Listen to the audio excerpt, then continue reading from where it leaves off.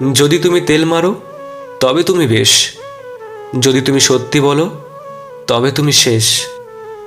অধিকারের জায়গাটা যেখানে শূন্য, অভিমান আর প্রত্যাশা করা সেখানে একদম মূল্যহীন। একবার ফ্যামিলি প্রবলেমে পড়ে দেখুন, দুনিয়ার কোনো কিছু আর ভাল লাগবে না। মিথ্যে দিয়ে সত্যিকে যতই ধামাচাপা দেওয়ার চেষ্টা করো না কেন, সত্য একদিন ঠিক বেরিয়ে পড়বে, এটাই বাস্তব। পায়ের তলার মাটি শক্ত হলে কাঁধে হাত রাখার লোকের অভাব হয় না। নিজেকে শান্ত রাখার 5টি উপায়। Number 1, stop caring.